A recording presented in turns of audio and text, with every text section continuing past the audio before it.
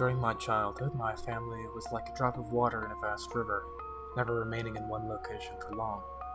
We settled in Rhode Island when I was 8, and there we remained until I went to college in Colorado Springs. Most of my memories are rooted in Rhode Island, but there are fragments in the attic of my brain which belong to various homes we had lived in when I was much younger.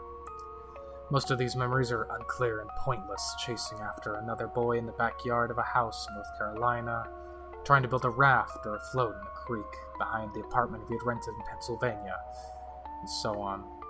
But there is one set of memories which remains as clear as glass, as though just made yesterday.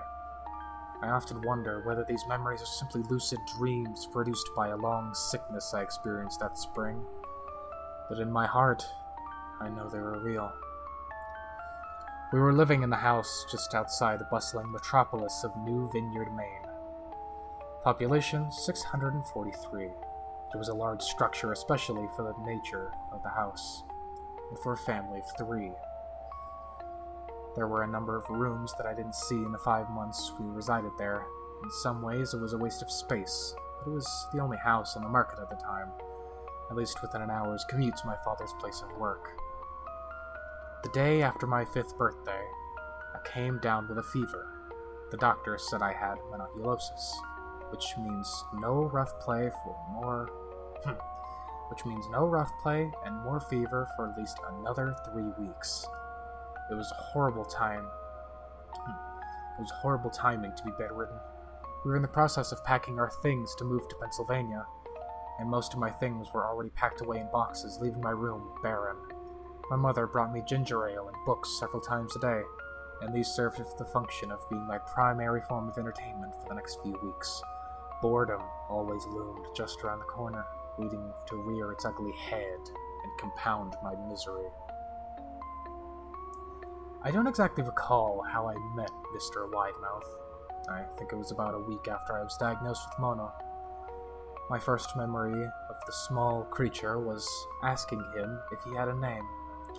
He told me to call him Mr. Widemouth, because his mouth was large. In fact, everything about him was large in comparison to his body. His head, his eyes, his crooked ears, but his mouth was by far the largest.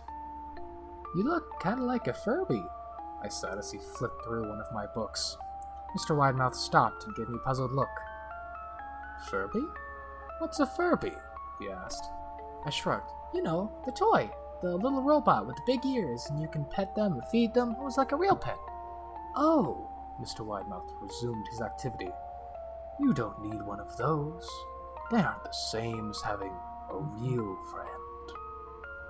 I remember Mr. Widemouth disappearing every time my mother stopped by to check in on me.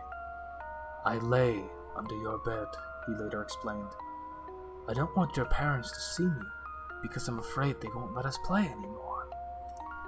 We didn't do much during those first few days. Mr. Widemouth looked at my books, fascinated by the stories and pictures they contained. The 3rd or 4th morning after I met him, he greeted me with a large smile on his face. "I have a new game we can play," he said. "We have to wait until after your mother comes to check on you, because she can't see us play it. It's a secret game." After my mother delivered more books and soda at the usual time, Mr. Widemouth slipped out from under the bed and tugged at my hand. "We have to go to the room at the end of this hallway," he said. I objected at first, as my parents had forbidden me to leave my bed without their permission, but Mr. Widemouth persisted until I gave in. The room in question had no furniture or wallpaper. Its only distinguishing feature was a window opposed to the doorway. Mr. Widemouth darted across the room and gave the window a firm push, flinging it open. He then beckoned me to look out to the ground below. We were on the 2nd floor of the house, and it was on a hill. From the angle, the drop was farther than 2 stories due to the incline. "I like to play pretend up here," Mr. Widemouth explained. "I pretend that there is a big, soft trampoline below this window, and I jump. If you pretend hard enough, you bounce up like a feather. I want you to try." I was 5 years old with a fever, so only had a hint of skepticism darted through my thoughts as I looked down and considered the possibility. It's a long drop, I said. But that's part of the fun.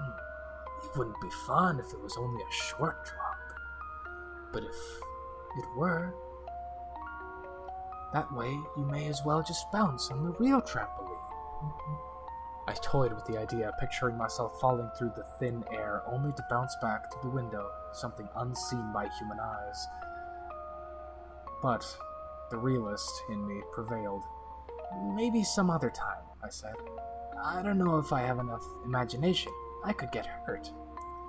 Mr. Widemouth's face contorted into a snarl, but only for a moment. Anger gave way to disappointment. If you say so, he said. He spent the rest of the day under my bed, quiet as a mouse. The following morning, Mr. Widemouth arrived, holding a small box. I want to teach you how to juggle, he said. Here's some things you can use to practice before I give you lessons. I looked in the box. It was full of knives. My parents would kill me, I shouted, horrified that Mr. Widemouth had brought knives into my room. Objects that my parents would never allow me to touch. I'll be spanked and grounded for a year. Mr. Widemouth frowned. It's fun to juggle with these. I want you to try it. I pushed the box away. I can't. I'll get in trouble. Knives aren't safe to just throw in the air. Mr. Widemouth's frown deepened into a scowl. He took the box of knives and slid under my bed, remaining there till the rest of the day. I began to wonder how often he was under me. I started having trouble sleeping after that. Mr. Widemouth often woke me up at nights, saying he put a real trampoline under the window, a big one that I could see, one that I couldn't see in the dark. I always declined and tried to go back to sleep. Mr. Widemouth persisted. Sometimes he stayed by my side up until early in the morning, encouraging me to jump. He wasn't so fun to play with anymore. My mother came to me one morning and told me that I had her permission to walk around outside. She thought the fresh air would be good for me, especially after being confined in my room for so long. Ecstatic, I put on my sneakers and trotted out to the back porch, yearning for the feeling of sun on my face. Mr. Widemouth was waiting for me. I have something I want you to see, he said. I must have given him a weird look, because then he said, It's safe.